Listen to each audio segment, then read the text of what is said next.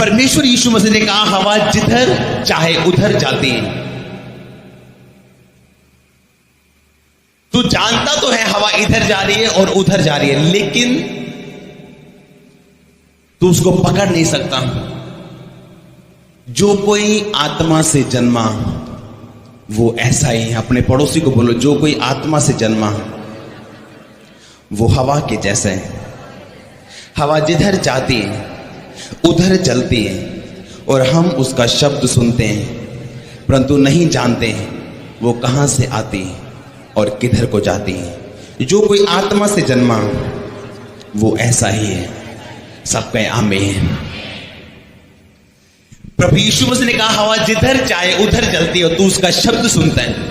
यानी तू महसूस कर सकता है कि हवा कहां से आ रही है और कहां को जा रही है, पर तू हवा को रोक नहीं सकता, उसको नई दिशा नहीं दे सकता, सिर्फ उसको महसूस कर सकता है। लिखा जो कोई आत्मा से जन्मा वो ऐसा ही है।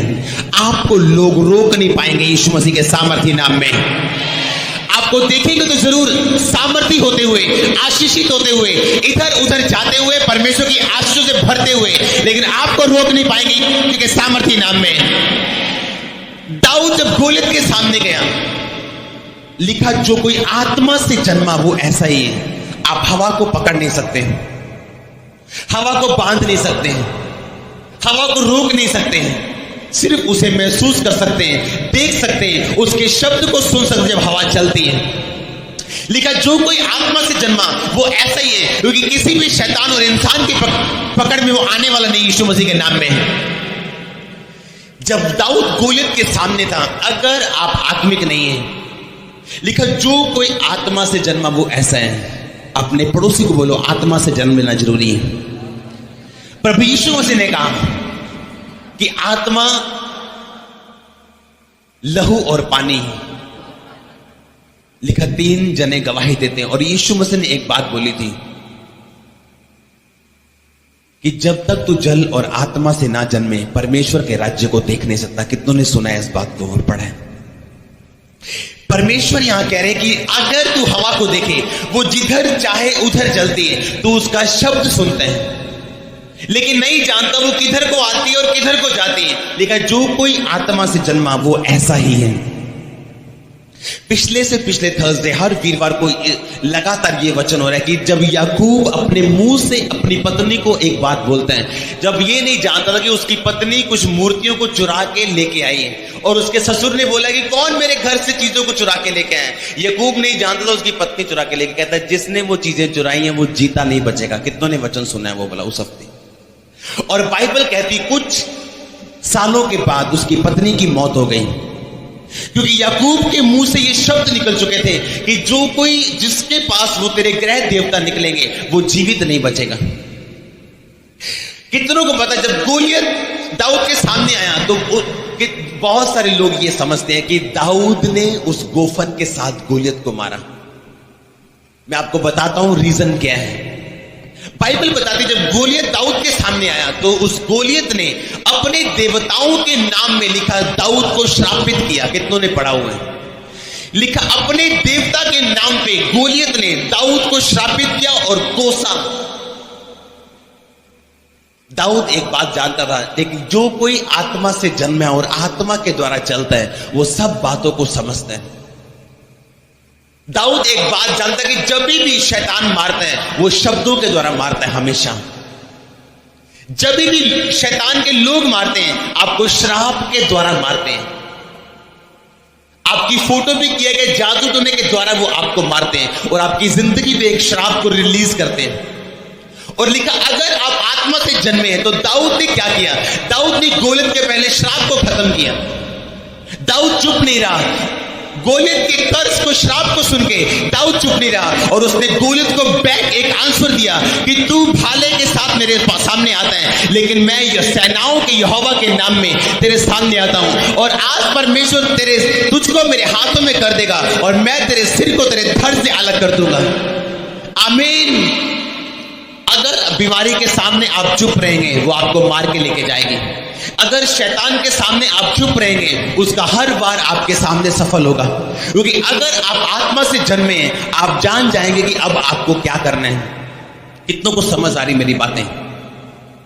अगर गोलियत ने जब दाऊद को चैलेंज किया था, अगर दाऊद रोने लग जाता तो कभी भी जीत ना पाता।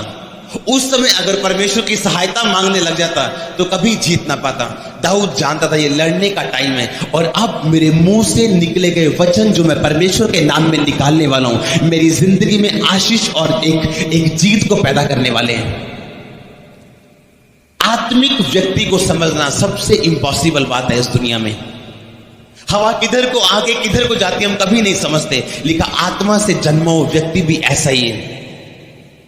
अगर आप आत्मा से जन्मे हैं, हवा को रोकना इम्पॉसिबल है, हवा को बांधना इम्पॉसिबल है।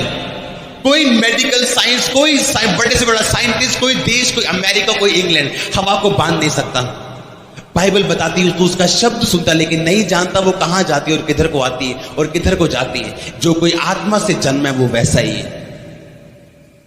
कितनों को समझ आ रही मेरी बातें? दाऊद आत्मा से जन्मा हुआ इंसान था। किसी व्यक्ति की बीमारी को देख के परमेश्वर के भलेपन या चंगाई ना देने या देने का अंदाजा कभी मत लगाओ, क्योंकि परमेश्वर की योजना हर एक इंसान के लिए अलग है। जो कोई आत्मा से जन्म है वो इस बात को जानते हैं। आज से 5 साल पहले अगर कोई मुझे देखता तो मैं परमेश्वर की सेवकाई दुखों में और बीमारियों में रह के कर रहा था। अगर उस समय लोग मुझे देख के जज करते या न्याय करते कि परमेश्वर ने इस व्यक्ति को चंगा क्यों नहीं किया, जबकि इसको पुकारते हुए इतने साल हो गए और हमें इसे देखते हुए इतने साल हो चुके हैं, लेकिन परमेश्वर की प्लानिंग थी जो अपने टाइम पे पूरी होती है। लेकिन बाइबल में लिखा जो आत्मा से जन्मे हैं वो परमेश्वर के समय को भी जानते हैं। जो आत्मा से जन्मा है वो अपनी आशीष के समय को भी जानता है। बाइबल में लिखा जब शमूएल ने दाऊद को अभिषेक किया था तेल के साथ, बाइबल बताती उसका तेल के साथ अभिषेक होने के बाद वो दर दर भटका और शाऊल ने उसका पीछा किया और उसको मारने के लिए तरह तरह के प्लान किए। हालेलुया। कितनों को याद है जब दाऊद भाग रहा था जंगलों में और शाऊल उसका पीछा कर रहा था। कुछ आशीषें ऐसी हैं, ध्यान से सुनना, लिख लेना, अपने घरों पे इसे लिख के रखना। कुछ आशीषें ऐसी हैं जब तक आप अभिषेक में नहीं बढ़ेंगे आपकी जिंदगी में कभी नहीं आएगी। कितनों को समझ आ रही है? अपने पड़ोसी को बोलो कुछ आशीषें ऐसी हैं जब तक तू अभिषेक में नहीं बढ़ेगा तेरी जिंदगी में कभी नहीं आएगी। दाऊद एक बात जानता कि मेरा अभिषेक हो चुका है एक राजे होने के रूप में, लेकिन क्यों अब तक वो राजे की कुर्सी पे क्यों नहीं है? क्योंकि दाऊद जानता था कि उसे राजे के रूप में राज्य करने के लिए अभी और अभिषेक की जरूरत है। और बाइबल बताती जिसका जीवन पवित्रताई में नहीं है वो परमेश्वर से अभिषेक को नहीं ले सकता। पवित्रताई का मतलब केवल व्यभिचार से दूर रहना नहीं, पवित्रताई का मतलब पवित्रताई अपनी जिंदगी के हर हिस्से में। आमीन। ये अपवित्रताई थी। अगर दाऊद अपने दुश्मन को मार देता और शाऊल का न्याय अपने हाथों से करता, चाहे शाऊल के जीवन से पवित्र आत्मा जा चुका था, परमेश्वर शाऊल से नाराज था, लेकिन तभी भी दाऊद ने शाऊल को मारा नहीं, क्योंकि वो नहीं चाहता कि उसकी पवित्रताई खराब हो। दाऊद के चेले क्या सोचते थे कि शायद दाऊद एक पागल इंसान है, उसका दुश्मन उसके हाथों में, कुर्सी वहां पड़ी है, एक ही बार मारना और कुर्सी मिल जानी, और परमेश्वर का वायदा भी यही है कि मैं तुझे वो कुर्सी दूंगा, और उसी के लिए परमेश्वर ने अभिषेक भी किया हुआ है। लेकिन जो आत्मा से जन्म है वो जानता है कि आशीष लेने का सही तरीका क्या है। दाऊद जानता था कि आशीष लेने का सही तरीका ये है कि मैं आत्मा के द्वारा चलूं और अपनी मर्जी ना करूं और परमेश्वर के वचन से बाहर ना हूं। और बाइबल कहती है उसने इंतजार किया, क्योंकि दाऊद एक बात अपने दिल से जानता था कि उस कुर्सी तक पहुंचने के लिए मुझे अभिषेक की जरूरत है, वो अभिषेक जो राज्य करने के लिए परमेश्वर मुझे देगा। इसीलिए अपने ध्यान को अभिषेक की तरफ लगाते हुए परमेश्वर के वचन से ना मुड़ने के कारण और पवित्रताई में अड़े और खड़े रहने के कारण एक दिन आया जब दाऊद को यहूदा का राज्य दे दिया गया। अब इज़राइल का राजा उसने बनना था, लेकिन दाऊद अभी भी जानता था कि ये सब तरक्की और सब आशीषें ये परमेश्वर की ओर से आता है। और तब जब हम लगातार अपने अभिषेक में बढ़ते जाते हैं, आज का वचन बहुत गहरा, आपको ध्यान से समझने की जरूरत है। अब दाऊद एक हिस्से का राजा बन गया और बहुत बड़ा हिस्सा अभी पर पड़ा था। दाऊद जानता था, क्योंकि वो आत्मिक इंसान था, कि अब मुझे बड़े हिस्से में राज करने के लिए और बड़े अभिषेक की जरूरत है। इसीलिए दाऊद अपनी जिंदगी में से पवित्र आत्मा को कभी अलग नहीं होने, चाहे आपको पसंद हो या ना हो, जो कुछ वचन कहते हैं अगर आप पूरा करते हैं तभी आप उस अभिषेक को पा सकते हैं जिसके द्वारा परमेश्वर ने आपको राज्य करने का अनुग्रह देना है। कितनों को समझ आ रही मेरी बात?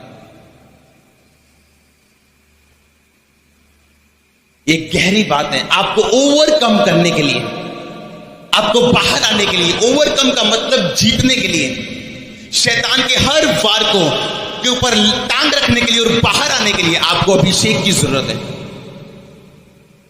दाऊद ने पहले गोफन मारा कि पहले वचन दिया उसको? बोलो, सब कलीसिया बोलो, पहले वचन मारा कि गोफन मारा? जब परमेश्वर ने सृष्टि बनाई थी तो परमेश्वर ने लिखा, परमेश्वर का आत्मा जल के ऊपर था और परमेश्वर ने वचन बोला और क्या हुआ? परमेश्वर के मुंह से जो निकला वो हुआ। धरती बनी, आकाश बना और सब चीजें बनी। आमीन। दाऊद जानता था कि अगर मैं सिर्फ सामर्थ का इस्तेमाल करूं और वचन ना बोलूं तो गोलियत मरने वाला नहीं। आपकी जिंदगी में वचन और पवित्र आत्मा की हुजूरी, ये दोनों होने जरूरी है शैतान के ऊपर कब्जा करने के लिए, उसे हराने के लिए, उसे मारने के लिए अपनी जिंदगी में। बहुत सारे लोग जिनकी आत्मिक आंखें नहीं खुली, वो परमेश्वर से गलत टाइम पर चीजों को एक्सपेक्ट करते हैं, आशा रखते हैं। कोई भी आशीष जिसे आप संभाल नहीं सकते परमेश्वर आपको देंगे नहीं, जब तक वो अभिषेक आपकी जिंदगी में नहीं है जिसके कारण आप उस आशीष को संभाल सके। परमेश्वर जानते थे क्यों परमेश्वर ने दाऊद को धक्के खाने दिए। परमेश्वर नहीं चाहते कि उसके लोग धक्के खाएं। क्यों अभिषेक होने के बाद भी दाऊद जंगलों में फिरता रहा और भागता रहा, दर दर भटकता रहा? क्योंकि दाऊद एक बात जानता था कि परमेश्वर के वो राज्य, वो कुर्सी को लेने के लिए मुझे आत्मिक रूप से एक अभिषेक की जरूरत है जिसमें मैं बढ़ रहा हूं। और जैसे ही परमेश्वर आपको उस अभिषेक में पाएंगे, वो कुर्सी आपके सामने होगी और राज्य आपका होगा यीशु मसीह के नाम में। अगर आप आत्मिक जन्मे, आत्मा से चल रहे हैं और जन्मे हैं, अगर शारीरिक है तो आप कहेंगे इतने साल हो गए धक्के खाते हैं, इतने साल हो गए परमेश्वर को मानते हैं। दाऊद की तरह बोल पाएंगे कि परमेश्वर ने मेरा अभिषेक किया था लेकिन मैं अभी भी जंगलों में फिर रहा हूं और धक्के खा रहा हूं और शाऊल मेरे पीछे। कहा क्या परमेश्वर का वायदा कि तू राजा बनेगा? मैं तो अभी तक जंगलों में वही भेड़ बकरियों को चरा रहा हूं, अब तो वो भी काम मेरे हाथों चला गया। मेरी हालत तो पहले से भी ज्यादा खराब हो चुकी है। जो आत्मा से जन्मे वही जान सकता है कि ये एक परमेश्वर का प्लान है, मुझे इस प्लान में बने रहना है, मुझे इस योजना में बने रहना है। जब तक वो अभिषेक, और शैतान का सबसे बड़ा काम क्या है? जैसे ही एक विश्वासी इस प्लानिंग, इस योजना के नीचे आता है, शैतान का काम है उस अभिषेक को खराब करना जो आप ले रहे हैं, ताकि आप सदा सदा उसी रास्ते में रहें, वहां तक कभी ना पहुंच पाए जहां तक परमेश्वर ने आपको पहुंचने के लिए बुलाया हुआ है। और हो सकता है अपनी गलतियों के कारण एक विश्वासी अपने 4 साल के सफर को अपने 40 साल का सफर बना दे। और मैंने हजारों लोग देखे जिनका सफर 4 साल का था और अब 40 साल का हो चुके हैं। शैतान नहीं मारता, एक बात याद रखो, अपने पड़ोसी को बोलो, पाप मारता है। आमीन। शैतान नहीं मारता। कहां लिखा बाइबल में शैतान मारता है? लिखा मेरे ज्ञान ना होने से मेरी प्रजा नाश हो गई। ज्ञान ना होने का मतलब ज्ञान ना हुआ तो पाप हुआ, और लिखा मेरी प्रजा नाश हुई। कहां लिखा है शैतान मारता है? लिखा मेरे ज्ञान ना होने से। पाप की वजह से दाऊद को जब भी मुसीबत आई, उसके पाप की वजह से आई, शैतान की वजह से कभी नहीं आई। पूरी उम्र दाऊद का दुश्मन उस पर कभी हावी नहीं हो सका, लेकिन जब जब उसने पाप किया उसको भागना पड़ा, बेइज्जती करवानी पड़ी और उसे दर दर की ठोकर खानी पड़ी।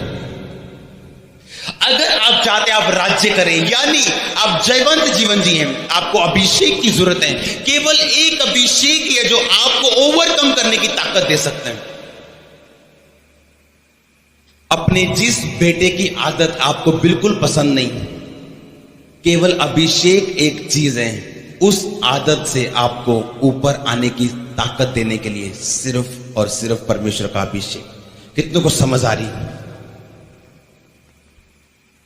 अपने पति के स्वभाव को आप बदल नहीं पा रहे और उसकी बहुत सी बातों से आपको गुस्सा आता है।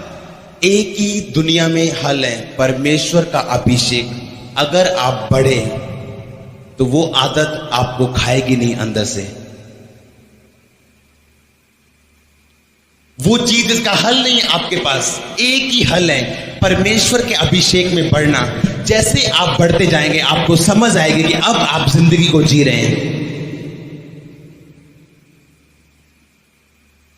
आत्मा से जन्मा व्यक्ति जानता है मेरी जिंदगी में अगर ये हो रहा है तो क्यों हो रहा है। जब दाऊद ने बेतशेबा के साथ पाप किया और भागा, उसका बेटा विरोधी हो गया।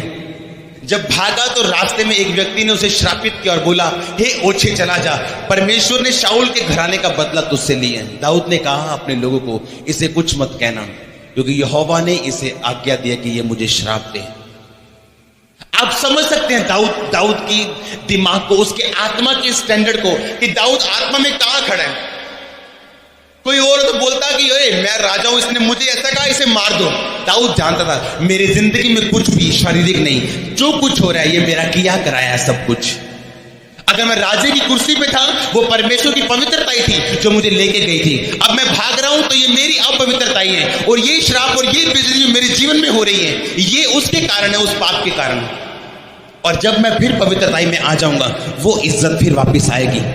कितनों को समझ आ रही है आज का वचन? कुछ भी शारीरिक नहीं है आपकी जिंदगी में। अगर आप ध्यान से देखें, अगर आप ध्यान से एनालाइज करें अपनी लाइफ को, आपकी जिंदगी में आने वाली हर चीज आपका पुराना बीज है जो आपने बोया था। दाऊद जानता कि अब मुझे उस कुर्सी में बैठने के लिए एक अभिषेक की जरूरत है। वो अभिषेक जब आया, टाइम नहीं लगा, वो कुर्सी पे था। अब पूरे इजराइल पे राज्य करने के लिए वो जानता अभी मुझे और अभिषेक की जरूरत है। और बाइबल कहती है वो अभिषेक जब उसकी जिंदगी में आया, यहूदा से तब पूरे इजराइल में उसने राज्य किया। आज की रात जब यीशु मसीह ने प्रार्थना की थी गतसमनी बाग में, तो क्या कहा था परमेश्वर से कि हे पिता, हो सके तो ये कटोरा मुझसे टल जाए, लेकिन मेरी नहीं तेरी इच्छा मेरी जिंदगी में पूरी हो। क्यों परमेश्वर ने कहा कि परमेश्वर अगर हो सके तो टल जाए, लेकिन मेरी नहीं आपकी इच्छा पूरी हो? यीशु मसीह अपनी पवित्रताई में रहना जानते थे। परमेश्वर यीशु मसीह जानते कि परमेश्वर की आज्ञा से फिरना और परे हटना अपनी पवित्रताई को खराब करना है, और यीशु मसीह ने अपनी पवित्रताई को कभी भी खराब नहीं होने दिया। कितनों को समझ आ रही मेरी बात? जो कोई आत्मा से जन्म लिखा वो ऐसा ही है। उसे पकड़ पाना इम्पॉसिबल है, उसे हराना इम्पॉसिबल है, उसे डाउन करना इम्पॉसिबल है। आप ऐसे ही बनेंगे यीशु मसीह के नाम में।